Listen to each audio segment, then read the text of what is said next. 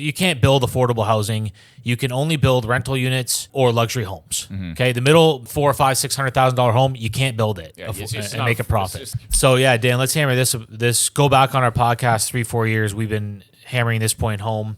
Global News just posted a growing majority of Canadians believe that owning a home has become a privilege that only can be afforded by the rich, a new poll suggests.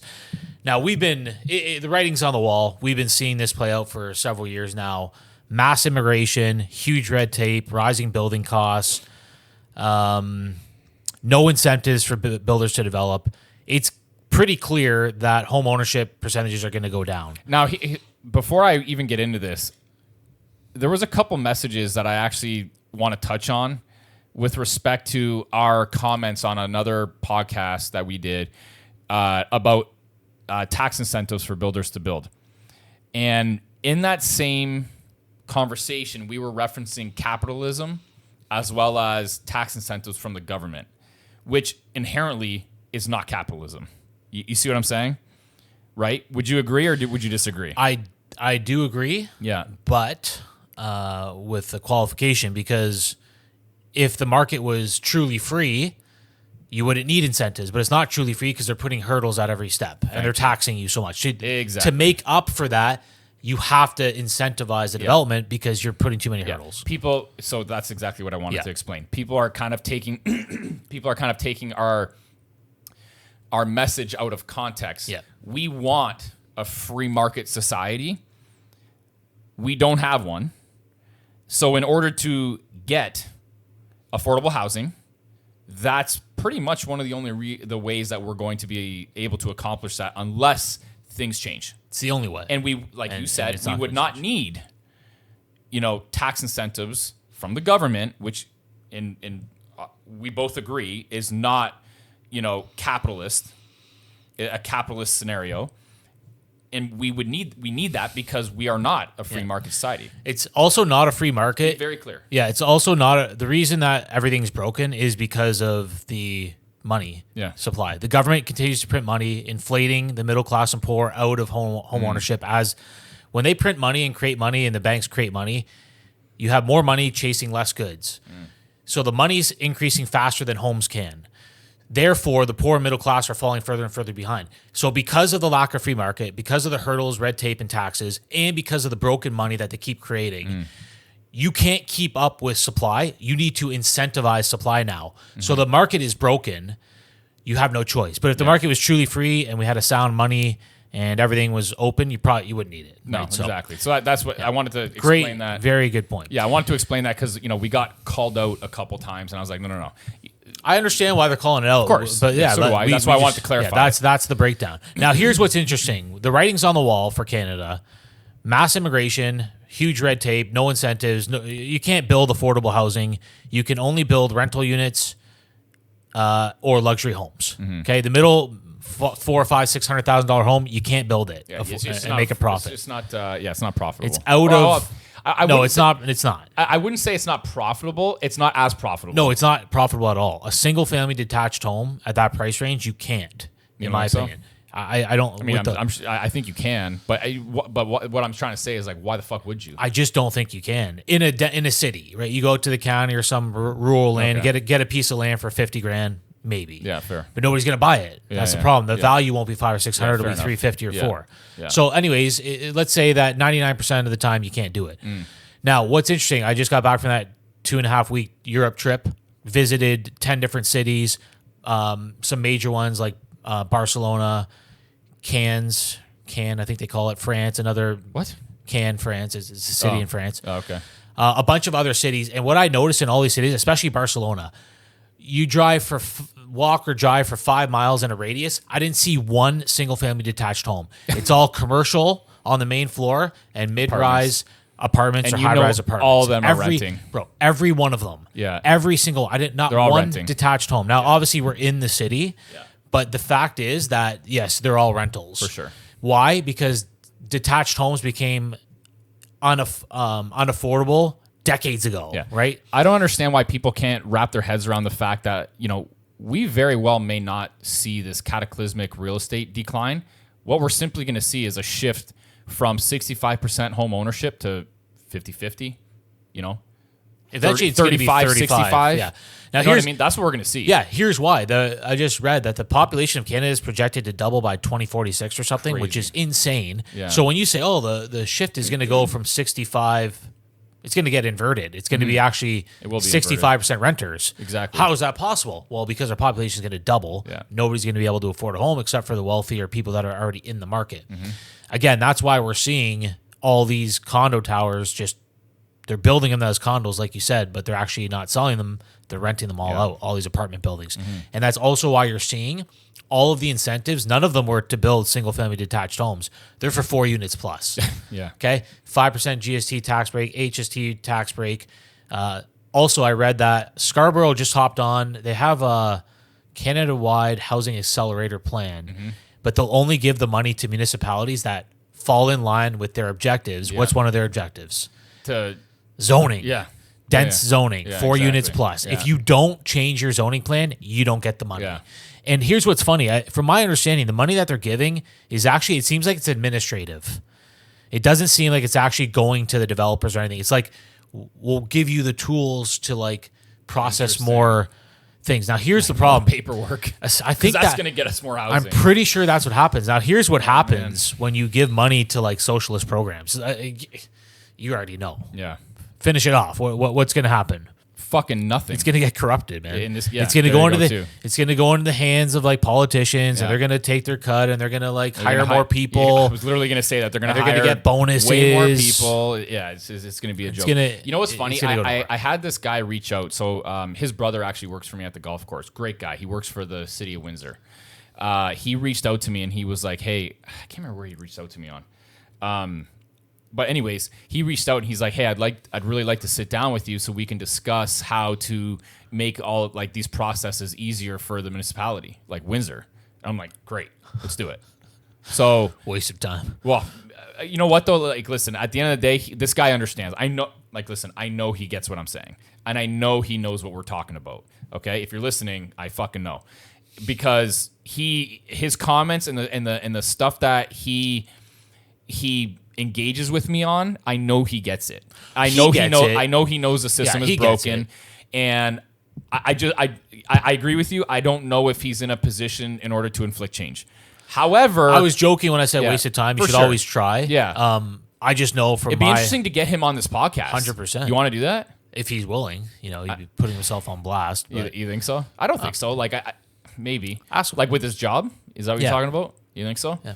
Ask him. Yeah, maybe. But like my point is when anybody tried to affect change at my old government job, they got blasted. You might get to this level, but here the level's 10 levels up. That's actually making the decision. You ain't getting there, man. Well, hey, listen. You know what? At the end of and I don't disagree. But at the end of the day, maybe it'll open up people's eyes, because if it doesn't get out there in the ether or whatever, then who the fuck is going to actually understand it? We are for sure. We are actually in a situation. In the previous 4 years, we saw zero progress towards any sort of incentivization. We actually have physical evidence of incentives now. I took a bet. I took a bet that the city was going to be a proponent of me getting more units in the downtown core and them making it easy for me. It didn't fucking happen. It didn't happen. If anything, it was. I wish I wouldn't have done it. Yeah. I actually wish I would not have done it, because it was $75,000 of my money I got, and I finally got it approved. But understand, $75,000. Do you not think that that's going to be added into the cost? It has to be whatever the fuck I put in there. Yeah. Now of course it's going. Let's be clear. The Housing Accelerator Fund didn't exist then. The federal government wasn't starting to come down on municipalities. Like there's actually signs of change right now. Is my point. Okay. Before we saw none. There's actually signs of change now. But the point is, as well, we want to qualify this. Yeah. It's only for rental units, okay? It is not for single-family detached homes. You will not get affordable single-family detached homes out of this. Mm-hmm. You will get more rental units, and that is all. Mm-hmm. So if you own homes now, if you own rental properties, just understand that they're going to become more and more rare as a percentage of the population. Yeah. Single-family detached homes will be a rare commodity. So we do have incentives. They are for multifamily only. They are for 4+ units only. The missing middle income home, there's not going to be any of them. Interesting. Do we agree on that? So at least any more coming online. Right. Yeah. Within a reasonable amount. Yeah. Even the townhomes and semi-detached, like they're just so expensive. Yeah, you're building one right now, right? $600K. Yeah. Yeah. Bought 2 years ago for, in the mid sixes. They're approaching $1 million now. A little bit bigger, more luxury, high-end location, but still, it's a semi-detached at 1,600 square feet. That's crazy to think. Yeah. But there's super high demand for them. Really? Because all the boomers are retiring, selling their homes for massive profits. They just want to downsize into a one-floor living with condo, and they're taking care of their lawn. Is it a one floor? Well, it's there's a basement, but you like a everything's ranch style. Yeah, ranch style. Yeah. Everything's on the main floor that you need. Yeah. That is the trend. There's a long ways to go in that. So townhomes are holding their values. That was the only affordable thing you can build. The reason why is you build 2 houses on essentially one lot, of course, right? Yeah. Like the land values. The land value can be a caveat there. but there's so much demand for them that the prices are so high. There is no other option, right? You can't, like weird. I said. Isn't it weird that demand is driving price? Who would have thought? And supply? Yes. So yeah, who would have thought? The reason that I'm still very bullish on the Canadian housing market, X interest rates, right? If they keep raising rates, but careful with what you just said there. Yeah. What? Bullish. Yeah, I don't care because the fundamentals are so strong for single family detached homes or rental units. And I don't disagree.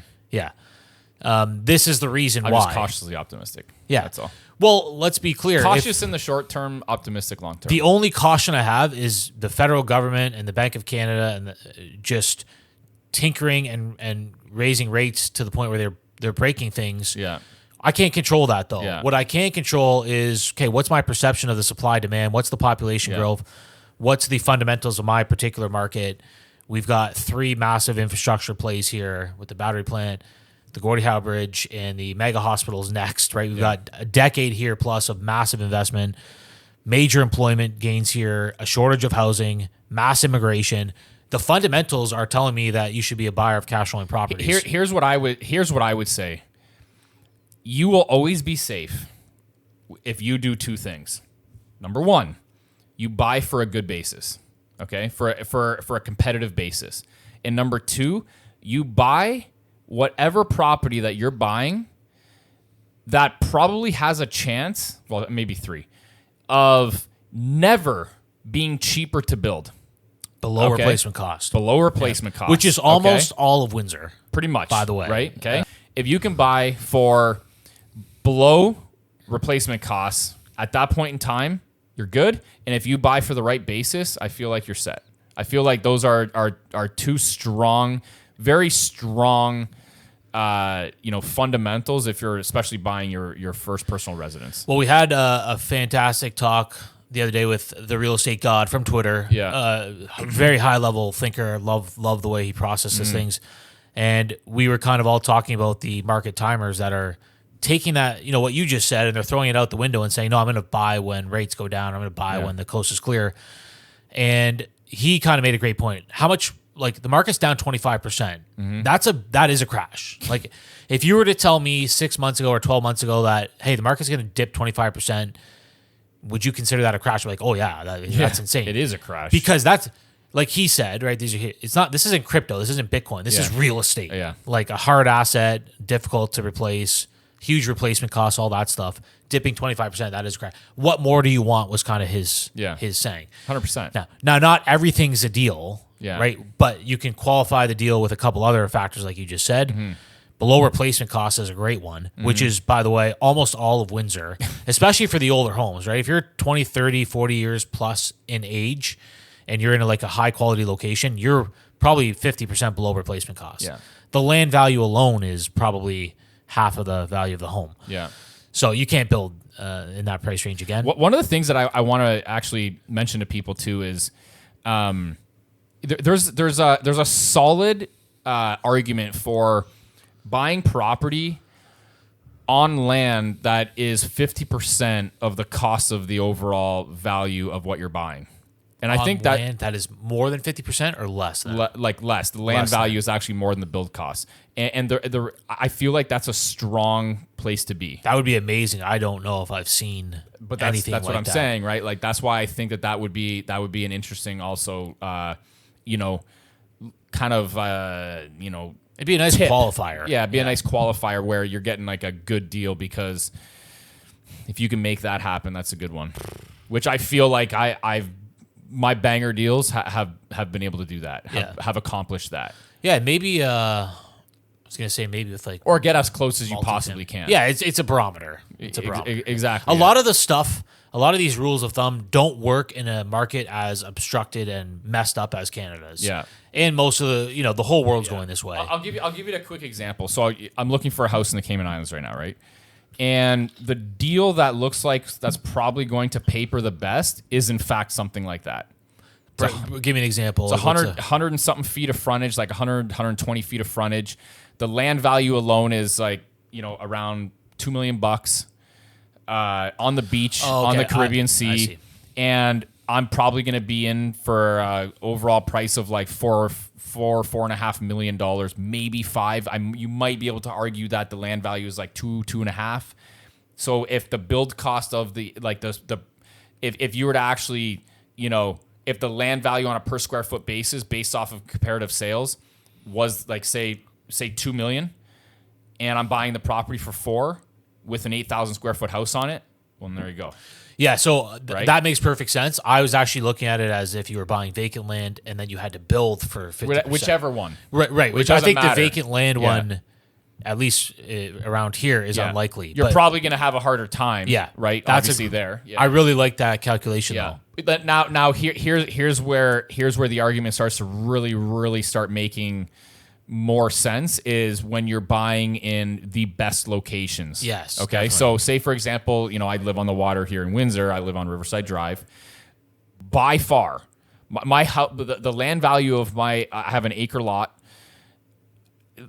My house, the land is worth more than what I paid for the fucking house already. The whole thing. Which is great. And that's what I'm talking about. And the reason why this makes the most sense to do is because land value appreciates faster than the fucking depreciating material used to build the fucking house. People always forget that That's what I'm trying to say. Yeah, there's land with your real estate, and that land becomes more and more valuable over time, especially in these premium locations like Riverside Drive. Yeah. Plenty of other areas around the city or anywhere in the world, right? Yeah. Just that premium land. Yeah. So people always forget about that, and you are right as well. So I guess what I'm trying to say is let me give you an example. Let me give you an example real quick.